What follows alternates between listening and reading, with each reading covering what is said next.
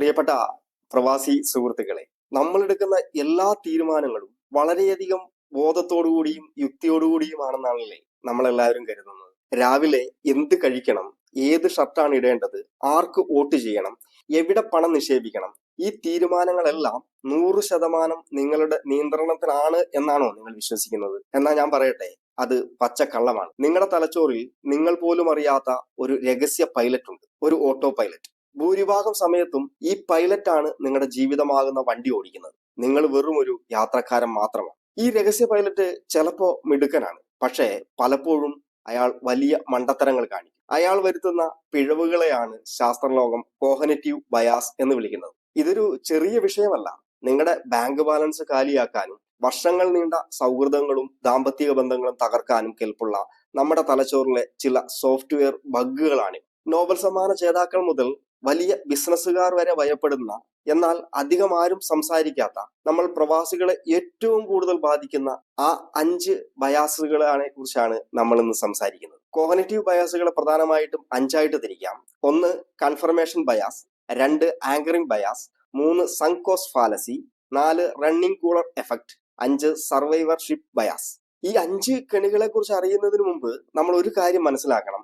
എന്തിനാണ് നമ്മുടെ തലച്ചോറ് ഇങ്ങനെ നമ്മളെ പറ്റിക്കുന്നത്? നോബൽ സമ്മാന ജേതാവായ ഡാനിയൽ കാനമാൻ തന്റെ തിങ്കിങ് ഫാസ്റ്റ് ആൻഡ് സ്ലോ എന്ന പുസ്തകത്തിൽ ഇത് വളരെ മനോഹരമായിട്ട് വിശദീകരിക്കുന്നുണ്ട്. നമ്മുടെ തലച്ചോറിന് ചിന്തിക്കാൻ 2 സംവിധാനങ്ങളുണ്ട്. ഒന്ന് സിസ്റ്റം 1, ദ ഫാസ്റ്റ് ബ്രെയിൻ. ഇതിനെ നമുക്ക് ഒരു ഇൻസ്റ്റന്റ് കോഫി ബ്രെയിൻ എന്ന് വിളിക്കാം. ഇത് വളരെ വേഗത്തിൽ പ്രവർത്തിക്കും, വികാരപരമാണ്, ഇതിന് വലിയ ഊർജത്തിന്റെ ആവശ്യമൊന്നുമില്ല. ഉദാഹരണത്തിന് 2+2 എത്രയാണെന്ന് നിങ്ങളോട് ചോദിച്ചാൽ നിങ്ങൾ പെട്ടെന്ന് പറയും 4 എന്ന്. അതല്ലെങ്കിൽ ഒരു ഹോൺ കേട്ടാൽ നമ്മൾ പെട്ടെന്ന് തന്നെ ഞെട്ടിമാറും. ഇതാണ് സിസ്റ്റം 1. അടുത്തതായിട്ടുള്ള സിസ്റ്റം 2, ദ സ്ലോ ബ്രെയിൻ. ഇതിന് നമുക്ക് ഒരു ഫിൽട്ടർ കോഫി ബ്രെയിൻ എന്ന് വിളിക്കാം. ഇത് വളരെ സാവധാനത്തിൽ മാത്രമേ പ്രവർത്തിക്കുകയുള്ളൂ. ഇതിന് ചിന്തിക്കാൻ സമയം വേണം, നല്ല ഊർജവും വേണം. ഉദാഹരണത്തിന് 17x24 എത്രയാണെന്ന് ചോദിച്ചാൽ പെട്ടെന്ന് നമുക്ക് ഉത്തരം വരത്തില്ല. നിങ്ങൾ പേനയും പേപ്പറും എടുത്ത് ഒന്ന് ആലോചിക്കണം. ഇതാണ് സിസ്റ്റം 2.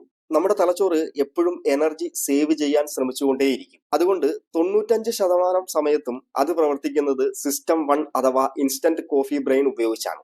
അതായത് ആഴത്തിൽ ചിന്തിക്കാതെ മുൻവിധികളും കുറുക്കുവഴികളും ഉപയോഗിച്ച് തീരുമാനമെടുക്കുന്നു. ഇവിടെയാണ് കോഗ്നിറ്റീവ് ബയാസ് എന്ന അപകടം ജനിക്കുന്നത്. കോഗ്നിറ്റീവ് ബയാസിന്റെ 5 ഘട്ടങ്ങൾ ഇതാണ്. 1 കൺഫർമേഷൻ ബയാസ്. ഇതാണ് എല്ലാ ബയാസുകളുടെയും രാജാവ്.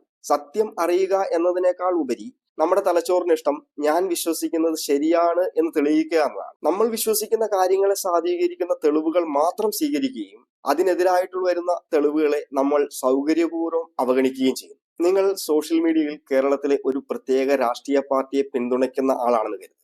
ഈ ഫേസ്ബുക്കിന്റെയും യൂട്യൂബിന്റെയും ഒക്കെ ഒരു അൽഗോരിതം വെച്ച് നിങ്ങൾ ആ പാർട്ടിയെ പുകഴ്ത്തുന്ന വീഡിയോകൾ മാത്രമേ നിങ്ങളെ കാണിച്ചു തരത്തുള്ളൂ. എതിർ പാർട്ടിയുടെ നല്ല കാര്യങ്ങൾ നിങ്ങളുടെ ടൈം ലൈനിൽ വരില്ല. ഇനി അഥവാ വന്നാൽ തന്നെ നിങ്ങൾ അത് തുറക്കുകയില്ല. അതിന്റെ ഫലമോ എന്റെ പാർട്ടിയാണ് ഏറ്റവും ബെസ്റ്റ്, മറ്റേ പാർട്ടികളൊക്കെ രാജ്യദ്രോഹികളാണ് എന്ന നിങ്ങളുടെ വിശ്വാസം കൂടുതൽ ഉറപ്പിക്കുന്നു. ഇതിനെയാണ് എക്കോ ചേംബർ എന്ന് പറയുന്നത്. അതല്ലെങ്കിൽ നിങ്ങളുടെ മനസ്സിൽ നിങ്ങളുടെ റൂംമേറ്റ് ഒരു സാർത്തനാണ് എന്നൊരു ചിന്തയുണ്ടായാൽ പിന്നെ അയാൾ ചെയ്യുന്നത് മുഴുവൻ നിങ്ങൾ കാണുന്നത് ആ കണ്ണിലൂടെ ആയിരിക്കും. അവൻ നിങ്ങൾക്കൊരു നല്ല ഭക്ഷണം വാങ്ങി തന്നിട്ടുണ്ടെങ്കിൽ അവൻ എന്നെ കൊണ്ട് എന്തോ കാര്യം സാധിക്കാനുണ്ട് എന്നൊരു തോന്നൽ നിങ്ങളിൽ ഉണ്ടാവും. നിങ്ങൾ അപ്പോൾ സത്യമല്ല, നിങ്ങളുടെ വിശ്വാസത്തെ സ്ഥിരീകരിക്കുന്നതിനുള്ള തെളിവുകളാണ് അവിടെ തേടുന്നത്. ഇനി രണ്ടാമതായിട്ടുള്ള ബയാസാണ് ആങ്കറിംഗ് ബയാസ്. ഇതൊരു സാമ്പത്തിക കെണിയാണ്. ഒരു വിഷയത്തിൽ നമുക്ക് ആദ്യം ലഭിക്കുന്ന വിവരത്തെ അടിസ്ഥാനമാക്കിയിട്ടാണ് പിന്നീട് വരുന്ന എല്ലാ വിവരങ്ങളെയും നമ്മൾ വിലയിരുത്തുന്നത്. ആ ആദ്യത്തെ നമ്പർ നമ്മുടെ തലച്ചോറിൽ ഒരു നങ്കൂരം പോലെ ഉറച്ചു പോകും. ഇപ്പോ നിങ്ങളൊരു ഷർട്ട് വാങ്ങാൻ വേണ്ടി പോകുന്നു എന്ന് കരുതുക.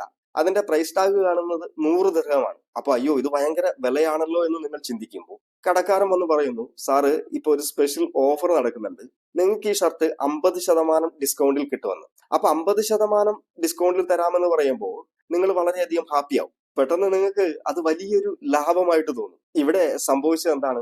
100 ദിർഹം എന്ന ആങ്കർ നിങ്ങളുടെ തലച്ചോറിൽ പതിഞ്ഞു കഴിഞ്ഞു. അതുമായി താരതമ്യം ചെയ്യുമ്പോൾ 50 വളരെ ചെറുതാണ്. യഥാർത്ഥത്തിൽ ആ ഷർട്ടിന് 25 ദിർഹത്തിന്റെ ഗുണമേന്മയേ ഉള്ളൂ എങ്കിൽ പോലും നിങ്ങൾ 50 ദിർഹം കൊടുത്ത് ആ ഷർട്ട് മേടിക്കുകയും നിങ്ങൾക്ക് വളരെയധികം സന്തോഷമാവുകയും ചെയ്യും. അതല്ലെങ്കിൽ നിങ്ങളൊരു പുതിയ ഇന്റർവ്യൂവിന് പോവുകയാണെന്ന് വിചാരിക്കുക. അപ്പൊ ആ ഇന്റർവ്യൂ ബോർഡ് സ്വാഭാവികമായിട്ട് നിങ്ങളോട് ചോദിക്കും, what is your salary expectation? നിങ്ങൾ പറയുന്ന ആദ്യത്തെ സംഖ്യ ഒരു 5000 ദിർഹമാണെന്നുണ്ടെന്നുണ്ടെങ്കിൽ അത് ആങ്കർ ആവും. പിന്നെ ചർച്ച മുഴുവൻ അതിനെ ചുറ്റിപ്പറ്റിയായിരിക്കും. ഒരുപക്ഷെ ആ കമ്പനി ആ പോസ്റ്റിലേക്ക് 7000 ദിർഹം വരെ ആയിരിക്കും കൊടുക്കുന്നത്. പക്ഷെ നിങ്ങൾ പറഞ്ഞ 5000 ആയതുകൊണ്ട് തന്നെ അവരൊരു 5500 അത് ഉറപ്പിക്കാൻ ശ്രമിക്കും. അപ്പൊ നിങ്ങളും ഭയങ്കര സന്തോഷത്തിലായിരിക്കും. ഞാൻ 5000 ചോദിച്ചിട്ട് എനിക്ക് 5500 കിട്ടിയല്ലോ എന്ന് പറഞ്ഞു. 3, സങ്ക് കോസ്റ്റ് ഫാലസി. ജീവിതത്തിൽ നമ്മളെ ഏറ്റവും കൂടുതൽ പിന്നോട്ട് വലിക്കുന്ന ഒരു ചിന്തയാണിത്. നമ്മൾ ഒരു കാര്യത്തിന് വേണ്ടി കുറെ പണമോ ഊർജമോ സമയമോ ചെലവാക്കി എന്നതുകൊണ്ട് മാത്രം അത് നഷ്ടമാണെന്ന് അറിഞ്ഞിട്ടും അതിൽ തന്നെ കടിച്ചു തൂങ്ങി നിൽക്കുന്ന അവസ്ഥ. ഇത്രയായില്ലേ, ഇനിയിപ്പം പിന്നോട്ട് പോകണ്ട എന്നുള്ളൊരു ചിന്ത. ഒരാള് 15 വർഷമായി ഒരു കമ്പനിയിൽ തന്നെ ജോലി ചെയ്യുന്നു എന്ന് കരുതുക. ശമ്പളം വളരെ കുറവാണ്, പ്രൊമോഷൻ ഇല്ല, ഒരു സന്തോഷവുമില്ല. അയാളെ തേടി ഒരു നല്ല അവസരം വന്നാലും അയാൾ അവിടെ നിന്ന് മാറില്ല. അയാൾ ഇങ്ങനെയായിരിക്കും ചിന്തിക്കുക, 15 വർഷമായിട്ട് ഞാൻ ഈ കമ്പനിക്ക് വേണ്ടി കളഞ്ഞല്ലോ, ഇനിയൊരു പുതിയ ജോലിക്ക് പോയി ഒന്നിൽ നിന്നും തുടങ്ങാനോ? സത്യത്തിൽ ആ 15 വർഷം ഒരു സങ്ക് കോസ്റ്റ് അഥവാ മുങ്ങിപ്പോയ മുതലാണ്. അത് നമുക്ക് തിരിച്ചു കിട്ടില്ല. ആ 15 വർഷത്തെ ഓർത്ത് വരാനിരിക്കുന്ന നല്ല ഭാവിയെയാണ് അയാൾ നശിപ്പിക്കുന്നത്. അതല്ലെങ്കിൽ നാട്ടിലൊരു ബിസിനസ് തുടങ്ങി, ആ ബിസിനസ്സിൽ 10 ലക്ഷം രൂപ നഷ്ടപ്പെട്ടു, അത് പൂട്ടുന്നതാണ് നല്ലതെന്ന് എല്ലാവരും പറയുന്നു. പക്ഷേ നിങ്ങൾ വീണ്ടും ഒരു 2 ലക്ഷം രൂപ കൂടെ കടം വാങ്ങി അതിലോട്ടിടും. കാരണം ഇത്രയും പണം പോയതല്ലേ, ഇതുകൂടി ഇട്ടാ ചിലപ്പോ രക്ഷപ്പെട്ടാലോ എന്നൊരു തോന്നല് നിങ്ങൾക്കുണ്ടാവും. ഇങ്ങനെ നല്ല പണത്തെ ചീത്ത പണത്തിന് പിന്നാലെ എറിയുന്നൊരു അവസ്ഥയാണ്. 4, റണ്ണിങ് കൂളർ എഫക്ട്. സോഷ്യൽ മീഡിയയിൽ ഏറ്റവും കൂടുതൽ കാണുന്ന ഒരു രോഗമാണിത്. ഒരു വിഷയത്തെക്കുറിച്ച് അല്പം മാത്രം അറിവുള്ളവർക്ക് താൻ ആ വിഷയത്തിൽ വളരെ അഗ്രഗണ്യനാണെന്ന് ഒരു തോന്നലുണ്ട്. എന്നാൽ യഥാർത്ഥത്തിൽ അറിവുള്ളവർക്ക് തനിക്ക് ഇനിയും ഒരുപാട് പഠിക്കാനുണ്ട് എന്നൊരു തോന്നലുണ്ടാകും. ചുരുക്കി പറഞ്ഞ, വിഡ്ഢികൾക്ക് ആത്മവിശ്വാസം കൂടുതലായിരിക്കും, ബുദ്ധിമാന്മാർക്ക് സംശയം കൂടുതലായിരിക്കും. ഈ വാട്സപ്പിൽ വരുന്ന ഒത്തിരി മെസ്സേജുകളൊക്കെ വായിച്ച് തങ്ങൾക്കാണ് ആ വിഷയത്തിൽ അറിവ് കൂടുതലെന്ന് കരുതി മറ്റുള്ളവരെ തെറ്റിദ്ധരിപ്പിക്കുന്നവരും, അതല്ലെങ്കിൽ യൂട്യൂബിലെ വീഡിയോ കണ്ട് സ്റ്റോക്ക് മാർക്കറ്റിൽ താൻ അതിവിദഗ്ധനാണെന്ന് സ്വയം വിശ്വസിച്ച് കഷ്ടപ്പെട്ടുണ്ടാക്കിയ പണം മുഴുവൻ കളയുന്നവരുമുണ്ട്. ചിലരൊക്കെ ഉണ്ട്, ഗൾഫിൽ വന്നിട്ട് ഒരു 2 മാസമേ ആയിട്ടുണ്ടാവും. അവരായിരിക്കും 20 വർഷമായിട്ട് ഇവിടെ ജീവിക്കുന്ന ആളുകളെ ഇവിടുത്തെ കാര്യങ്ങൾ ഇങ്ങനെയാണെന്ന് പഠിപ്പിക്കുന്നവർ. തുടക്കത്തിൽ ഇതൊക്കെ വളരെ സിമ്പിൾ ആയിട്ടാണ് ഇവർക്ക് തോന്നാറ്. കാരണം അവർക്ക് ആ വിഷയത്തിൽ ആഴത്തിലുള്ള അറിവില്ല എന്നതുകൊണ്ടാണ്. ഇനി 5-മതായിട്ടുള്ള സർവൈവർഷിപ്പ് ബയാസ്. നമ്മളെപ്പോഴും വിജയിച്ചവരുടെ കഥകൾ മാത്രമേ കേൾക്കാം, പരാജയപ്പെട്ട ലക്ഷക്കണക്കിന് ആളുകളെ നമ്മൾ കാണാറില്ല. അതുകൊണ്ട് വിജയിക്കാൻ എളുപ്പമാണെന്ന് നമ്മൾ തെറ്റിദ്ധരിക്കും. എന്റെ ഒരു കൂട്ടുകാരൻ വിസിറ്റിംഗ് വിസയിൽ വന്ന് 1 മാസം കൊണ്ട് നല്ലൊരു ജോലി സംഘടിപ്പിച്ചു. അതുകൊണ്ട് വിസിറ്റിംഗ് വിസയിൽ പോയാൽ ജോലി കിട്ടും എന്ന് നമ്മൾ സ്ഥിരം കേൾക്കാറുണ്ട്. പക്ഷേ വിസിറ്റിംഗ് വിസയിൽ വന്ന് ജോലി കിട്ടാതെ കയ്യിലെ കാശും തീർന്ന് കടവും വാങ്ങി തിരിച്ചു പോകേണ്ടി വന്ന ആയിരക്കണക്കിന് ആളുകളുടെ കഥ ആരും അറിയാറില്ല. നമ്മൾ കാണുന്നതും നമുക്ക് കിട്ടുന്നതുമായിട്ടുള്ള ഈ ഡേറ്റകളൊക്കെ വളരെയധികം അപൂർണമാണ്. പരാജയപ്പെട്ടവരിൽ നിന്നും പഠിക്കാൻ നമ്മൾ മറന്നു പോകുന്നുണ്ട്. ഇത് നമ്മളെ വലിയ അപകടങ്ങളിലേക്ക് കൊണ്ടെത്തിക്കും. അപ്പൊ എങ്ങനെയുണ്ട്, നിങ്ങളുടെ തലച്ചോറ് നിങ്ങളെ എത്ര തവണ ഇങ്ങനെ പറ്റിച്ചിട്ടുണ്ട്?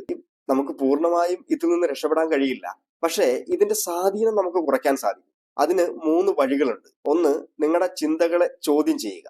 ഒരു പ്രധാനപ്പെട്ട തീരുമാനം എടുക്കുമ്പോൾ, പ്രത്യേകിച്ച് പണത്തിന്റെ കാര്യത്തിൽ, അല്പം സാവകാശം എടുക്കുക എന്നുള്ളതാണ്. സ്വയം ചോദിക്കുക, എന്തുകൊണ്ടാണ് ഞാൻ ഇത് ചെയ്യുന്നത്?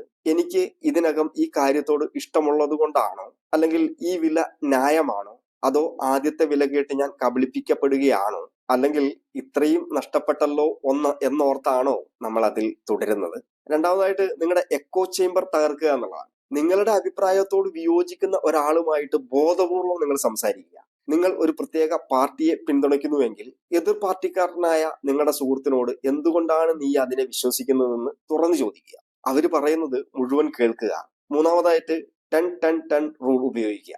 ഒരു പ്രധാന തീരുമാനം എടുക്കുന്നതിന് മുമ്പ് ചിന്തിക്കുക. ഈ തീരുമാനം കൊണ്ട് 10 മിനിറ്റ് കഴിഞ്ഞ് എനിക്ക് എന്ത് തോന്നും എന്നാലോചിക്കുക. അതുപോലെ തന്നെ 10 മാസം കഴിഞ്ഞ് എനിക്ക് എന്ത് തോന്നും എന്നാലോചിക്കുക. അതിനുശേഷം 10 വർഷം കഴിഞ്ഞ് എനിക്ക് എന്ത് തോന്നും എന്നുകൂടി ആലോചിക്കുക. ഈ ചിന്ത നിങ്ങളുടെ ഇൻസ്റ്റന്റ് കോഫി ബ്രെയിനിൽ നിന്നും ഫിൽട്ടർ കോഫി ബ്രെയിനിലേക്ക് മാറാൻ തലച്ചോറിനെ സഹായിക്കും. സുഹൃത്തുക്കളെ, നിങ്ങളുടെ മനസ്സ് ഒരു നല്ല സേവകനാണ്, പക്ഷെ ഒരു മോശം യജമാനനാണ്. അതിന്റെ കടിഞ്ഞാൻ നിങ്ങളുടെ കയ്യിൽ തന്നെ വെക്കുക. ഇന്ന് നമ്മൾ ചർച്ച ചെയ്ത 5 ബയാസുകളിൽ ഏതാണ് നിങ്ങളെ ഏറ്റവും കൂടുതൽ സ്വാധീനിച്ചിട്ടുള്ളത്? നിങ്ങളുടെ അനുഭവങ്ങൾ താഴെ ഒന്ന് കമന്റ് ചെയ്യും.